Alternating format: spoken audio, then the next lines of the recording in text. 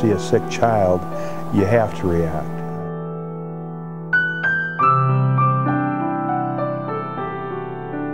My name is Tom Walsh. I'm from Sioux Falls, South Dakota. I come from a large family. I'm the oldest of 7 children, and I've been involved with children all my life. Probably about 30 years ago, I got involved with Make-A-Wish in kind of a strange way. My wife was in the hospital with cancer, and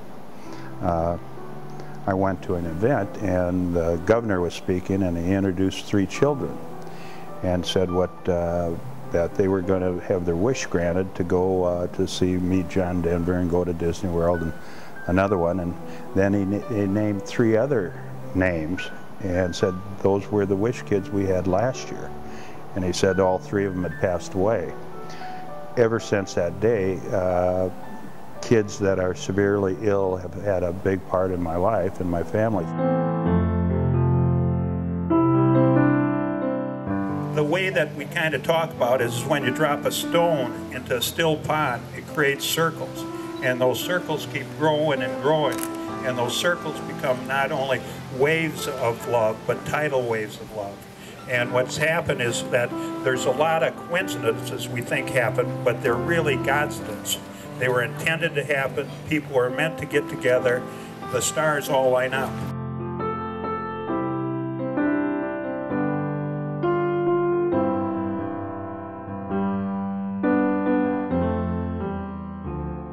I came to Cabo. I came down here to relax and have fun like most people do, and you end up falling in love with the place because the people and the families and the children are so special.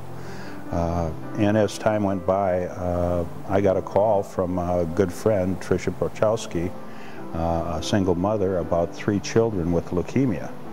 Well, she asked if I could help out, and I've got some good friends that have hospitals up in South Dakota, so I called Dr. Marwan Hanna, a pediatric oncologist, and he said if we could get the kids up there, he'd treat them. Well, that sounded all great, but unfortunately, all 3 of the kids died before we could get them visas. Now we've got a system set up where we can get visas for sick children in 2 to 3 weeks at most. Armando was diagnosed with cancer, and he needed a bone marrow transplant. His other brothers were no matches. So the family conceived another child, Joshua, who turned out to be a match. We took him up to the United States to the Mayo Clinic. He is the youngest donor for bone marrow in the world at 1 year old. And Armando is our hero. And this is his brother that donated twice to him. So that was kind of the start of it, and as time went by, another child would show up that needed help, and I'd call and we'd get them up there, and a good friend from American Airlines, Monty Ford, agreed to fly the kids back and forth for us, so we had a system set up. And as time went on, there were more and more children, and it became evident that we have to do something down here.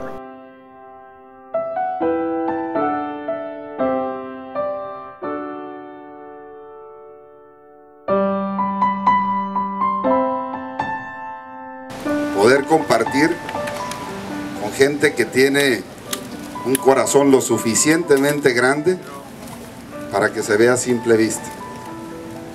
Tom, de verdad, felicidades por lo que estás haciendo.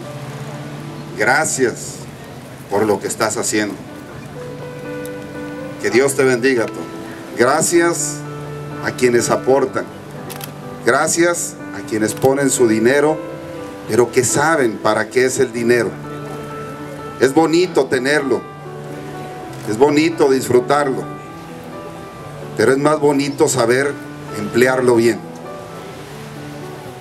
De verdad, a quienes están haciendo este gran esfuerzo, reciban la felicitación del gobierno del estado. So we started helping out down here. We formed an organization and put together a board of directors, a small one, and started the Los Cabos Children's Foundation back in, officially back in 2005. Since then, We've had over 25 children up in the United States. We've partnered with St. Jude's, and we're currently treating 48 children down here with cancer. We've been involved with a number of programs that affects kids' health.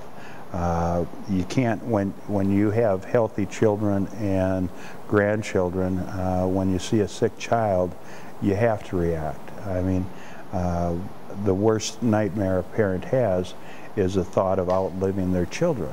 And to see what these folks go through and what we take for granted in the United States is a miracle for them. So we've kind of come to the philosophy that when you help any child, you help all children. And since then, we've just kept growing and taking care of kids.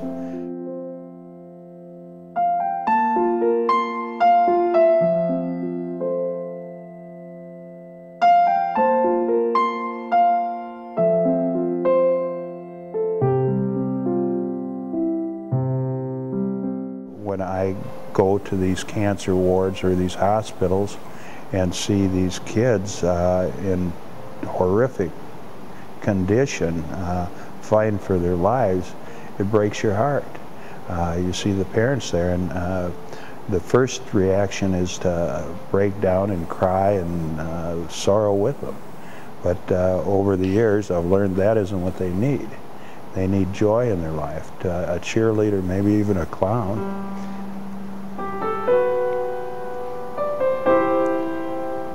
Because a lot of them lose their kids, and as a parent,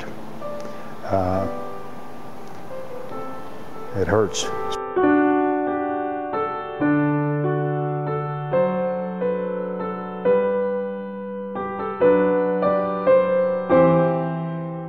We have a ball. We make things better for kids and families, and we've saved a lot of lives, and we're changing the world down here medically for these children.